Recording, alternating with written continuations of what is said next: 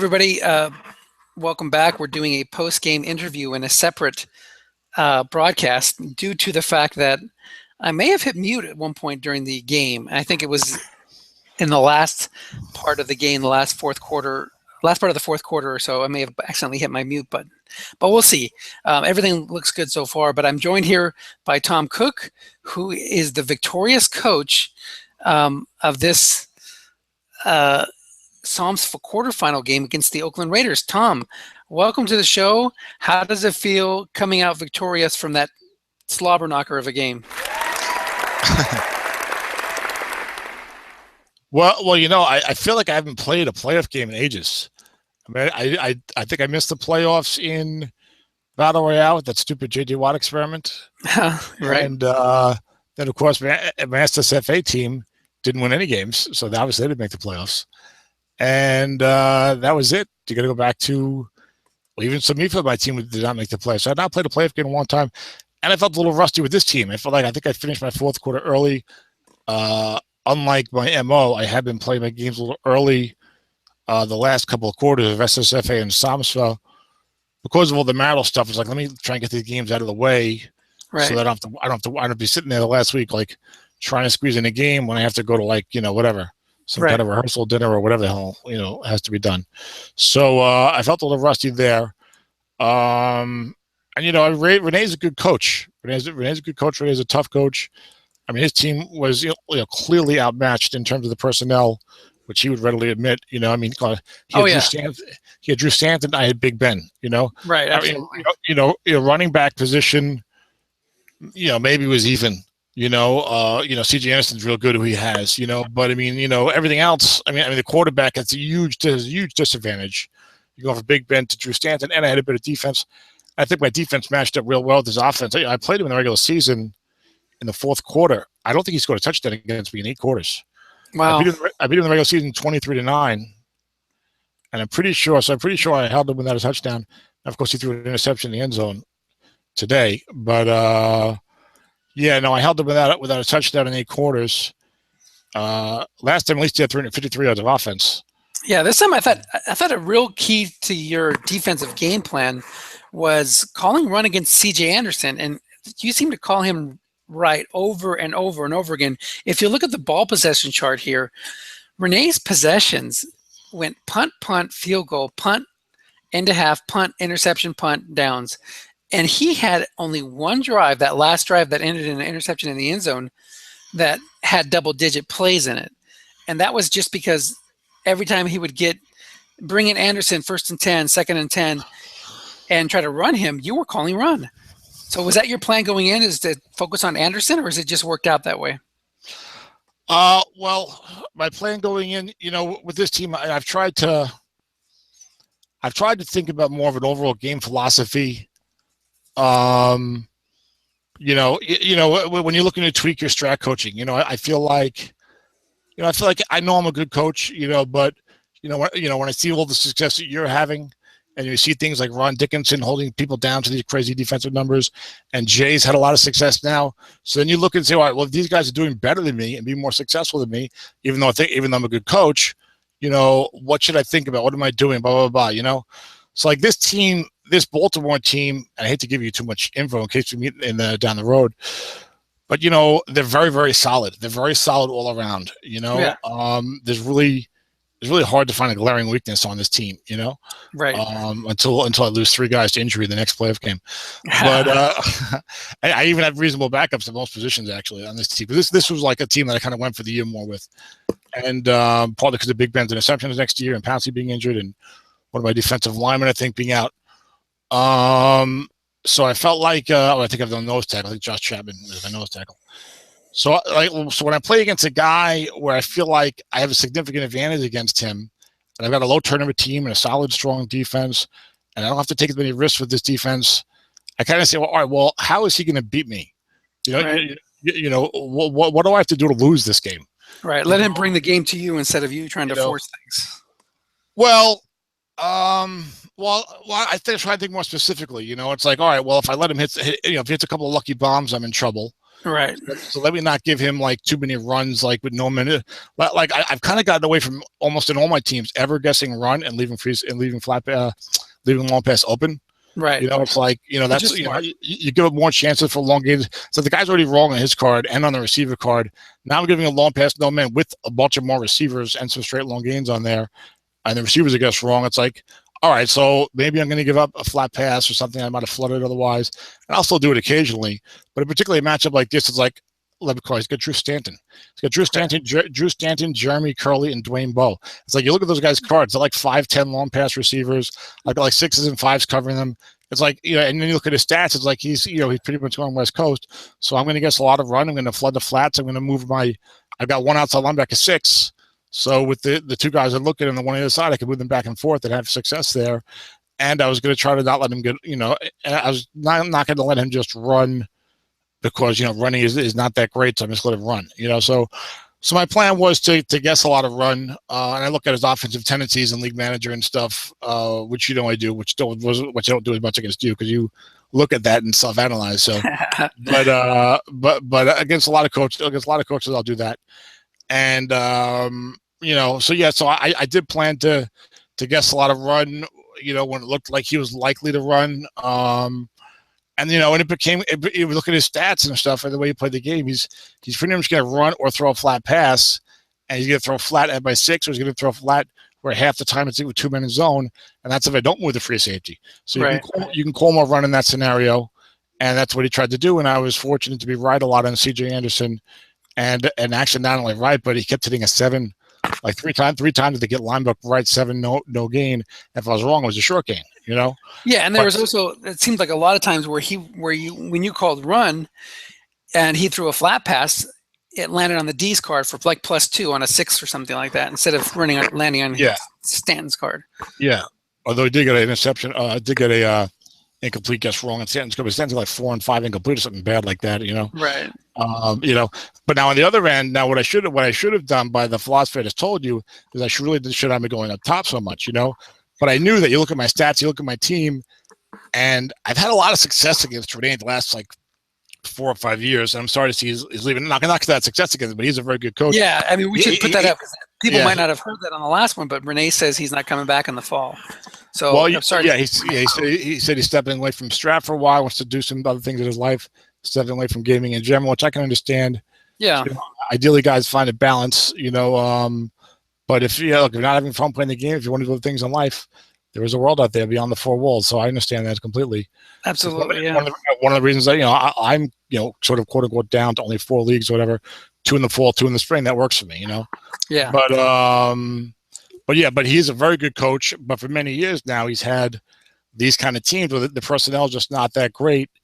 And a lot of times he gets them to 9 and 7 and gets them in the playoffs. So you know what kind of coach he is, But he's had a lot of these 4-3 defenses. Today's was a 3-4.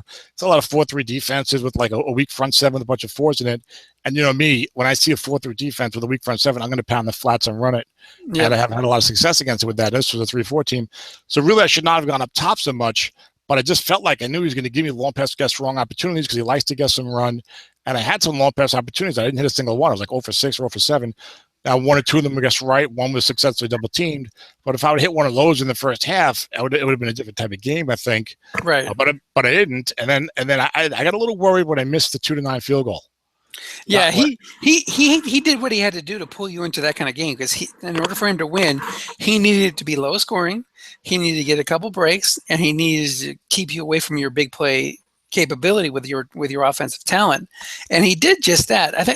I think the only thing, what he needed was not to throw that interception at the end, and he also needed to get a few more breaks. You were aggressive on 4th downs, which I thought was fantastic, especially. The only one I didn't like was the one at the end, but that when you were in no man's land, you went for it. Even when it was like 4th and 12, you went for it, and you got a dump off. Or no, it was a straight. Yeah, it was a dump off. I think I might have been a 4th and 7 or no 4th and. Yeah, there you go, 4th and 7. There was a 4th and 5. There was a 4th and 5 in no man's land that it went for. That's normal. And then there was right before the half. There was 15 seconds left in the half. Yes, I was at like his 46. Right. And it was like 4th and 8, and I said, I'm going to go for it. If it's incomplete, he's got 8 seconds. Right.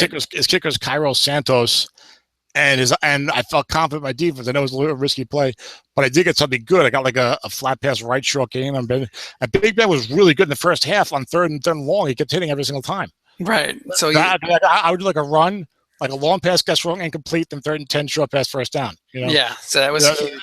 Yeah. So I hit that 4th down conversion right before the half, but then I missed the field goal to 2-7. So at Carpenter, he might only miss like 1 field goal a year. There's 2 in this game. But it was 2-9. When he missed the 2-9-12, I was a little nervous because it was 10-3. I was like, fuck. Yeah. And I know I'm kicking off to him in the second half. Yeah. But once you got like late third quarter, I started very confident. Like, especially when I got the field goal at 13-3, I was like, I just had his offense just has a tough time matching up with my defense, and I kind of have his number.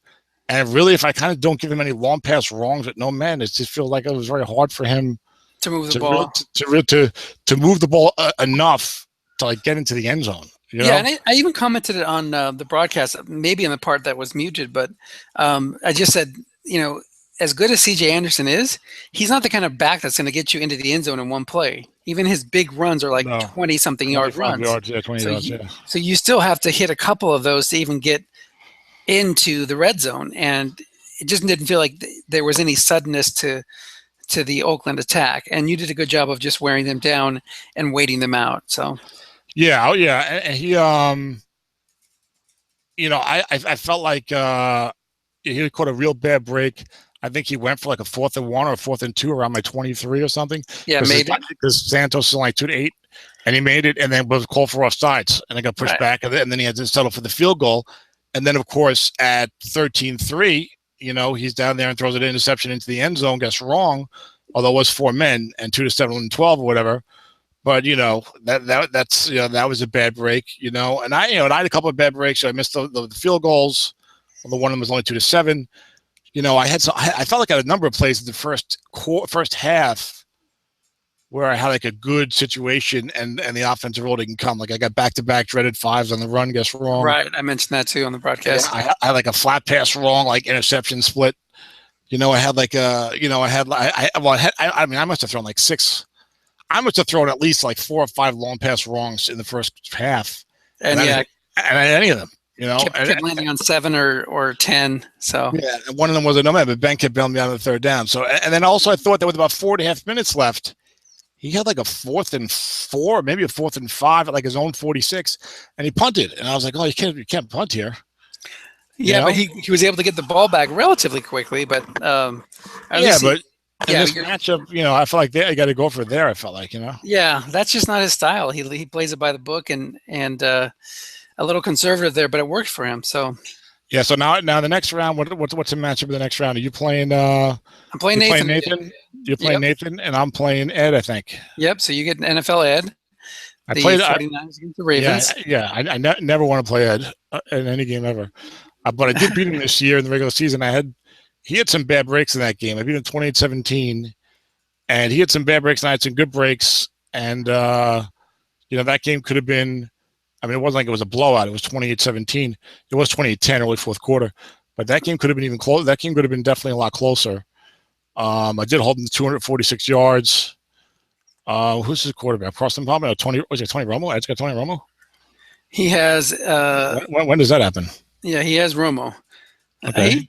So that was his pick in the inaugural draft. He hasn't changed quarterbacks. So he's got Romo with Gore. But changing quarterbacks next year. Yeah. You guys got Tyrod Taylor. Yeah, there you go. So he's covered. And then he has his receivers are Fitzgerald, Gronkowski, Golden Tate, Cooper Helford. So it's a potent offense. I think you have the edge defensively, personnel-wise. You got like 10 more first downs in him that game, and you were perfect in the red zone. So yeah, he's 4.65 on defense, so that 6 nose tackle helps. But with my interior blocking, looking at the spreadsheets of the car like Terrence West's, I don't mind running inside even against a 6, which you saw. I know you're going to complain. Why? I can hear you in the first half.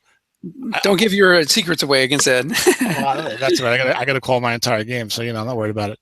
But in my head, I could hear you in the first half saying, "Oh, he's got to run Terrence West more. How come he's not running with Terrence West?" Because I had Chris Ivory in like 80% of the time, Yeah.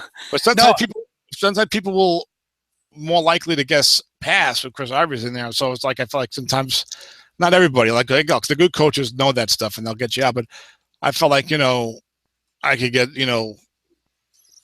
like an easy 3 or 4 yards with Ivory if I put him in there. With West, I might get stuffed because they might get run correctly or whatever. So I don't know.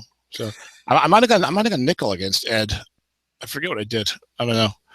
But I got a scout this team. I haven't used the spreadsheets as much this year. I used them early, but all the spreadsheet work kind of just taught me the way certain things are. Right. So now I don't need to do the spreadsheets all the time. Kind of learn their lessons. But I'll probably pop one out for Ed because obviously he's one of the best coaches around, and I'd like to win that game. Look, to make the semifinals is nice. But I'd like to make the Super Bowl. And look, nothing against Nathan either, who's no pushover himself. I have a feeling one of us is not going to win. But that could happen. It would be, of course, it happen. I played Nathan in the semifinals of SSFA, and you know how it is when you play a good coach. It's tough. It's tough to beat him once. It's tough it's really tough to beat him 2 times in a row. Yeah, because you look. Let's face it. If you beat a guy who has a good team, if you get 2 guys and you get a good team and a good coach, usually to beat him, you're going to get a few breaks. Right. So then you play the second time, you might not get those breaks. You might have a closer game, whatever. You have an excellent team here. I think his team's real good too. Yeah, that's what I just want to say. The top 4 teams in the league. Let me share my screen again. All are all in the semifinals, so there wasn't nobody got tripped up there. So it's got 16-0, 15-1, 11-5, and 11-5. But if and I know that Ed and Nathan are eager to beat us, because especially look, we all know when you play a team 15-1, 16-0, they're due for some bad luck. Well, you get pumped up to play that team, and you scout it out, and you get look. These guys scout anyway, but I feel like I get extra pumped up and give it like almost an extra effort to try and beat the team. Right. Unless it's like I have no chance. If I drew Stanton against your 16-0 team, I'd be like, well, I'll prepare for the game a little, but it's not going to happen. Maybe it just doesn't look promising. Yeah. But that's not the case here. When you talked about Ed's team and Nathan's team and the kind of coaches these guys are, and they're there every year. It's not like a fluke team coming in to play you. You know what I'm saying? Yeah, you got that nobody believes in us kind of edge that a lot of teams in the NFL will use in the playoffs. Yeah, although I feel like in Stratton, you make the semifinals, you're pretty good. I don't think it has a tremendous advantage personally. What like once the other guy's team is good, it's like, all right, my team is better, but it's not like my team is like light years ahead of him. You know what I'm saying? I mean, he's got good players. I mean, if again, if you run into a Drew Stanton team or that Arizona team that Nick had to play in the playoffs, then it's like, okay, this guy really overachieved, and hopefully he doesn't do it again because I should have an easy game here. But most of the time, 95% of the time, you're playing a good, solid team that has a good coach, and good personnel. So, and both those teams, San Francisco and St. Louis, only gave up 326 points on the year. That's an average of 20 points a game, and we're better than that, but not that much better. So, and they had basically a plus 100 point differential. Right. So if they hold you to 20 or 21 and they get 24, they're going to win the game. So Nathan was 7-1. He went only 4-4 down the stretch. So right. So we'll see what happens. I mean, I don't know. We'll see. I mean, I look forward. I would love to play you in the Super Bowl, but I think you might be right. One of us is not going to make it. It might be me. I think I'm really due. I have been so lucky in all my games in all 3 spring leagues that I'm due for some bad luck. Well, Dennis, I'd like to say something encouraging, but to be honest, I hope it's you too. No, if one of us, we think one of us is going to lose, they're not going to say, I hope it's me. I don't want to lose. Exactly. So, but I feel good that I put together a real good team for the year, which I don't usually make aggressive moves for the year, and it worked out well. They had a great record, they had a great season. I'm in the semifinals. I feel like, all right, good. At least even if I lose here, especially lose to a guy like Ed. You know what? I had a real good season. I can live with that. You know what I'm saying? Yeah, absolutely. So I don't know why I can't get my lighting right here. I'm like in the dark. There it goes a little bit. Oh, you're broadcasting like I do in the middle of the night. We just have the dark. Oh, you got your Stratomatic shirt on. Okay. Oh, that's right. The old school one. Stratomatic Fanatic. So, all right, Dennis. I guess we'll wrap it up. Okay, sounds good. And I do have. I'll tell the listeners. I have 3. For all the people listening to the Oakland-Baltimore quarterfinal postgame, you might get low views on this one, Dennis. But I do have 3 early trade tentative agreements in SOMSFA already lined up. Well, I know what one of those is. Oh, really? Do you? I might know what another one is, but I don't know what the third one is. Their one's hot off the presses. Yes. Okay. As a matter of fact, I agreed to the guy's counter, I think, while I was waiting for your link. Okay, so let's shut the broadcast down, and then you can tell me that third one. I will not do that. Loose lips sink ships. Come on. I'm not gonna tell you this one. I told you the two. I'm not gonna tell you this one. Okay. All right, man. What about you? You have any trades lined up? Well, there's one that I know you have lined up. Do you have any of those lined up? That's it. No, nothing going on right now. So you tell me that I'm ahead of Dennis Crowley in the GMing, in the early GM trading department this year, or you just have not been able to come to an agreement with people? This is what I will say is that because I'm in so many leagues in the playoffs in the spring, I really haven't looked at the fall stuff yet. That's bad, but hopefully I'll be able to have time to catch up once. You know what you do? Just wait till the game comes out. Find some guy with a veteran guard 5 and offer him an 8th round pick. You'll be in good shape. That great. Did you see my meme on the? I did see the Terrell Wharton meme and all the Tom Goodwin memes, which I was very pleased to see. Yeah, absolutely. That's Scumbag Steve. So that was my Scumbag Steve meme. So, all right, but I'm looking forward to perhaps some surprises in the trading market coming out of my SOMSFA Jets this year. So maybe unexpected moves. So we'll see. Yes, expect the unexpected. Okay. All right, then. I'll see you later. See ya.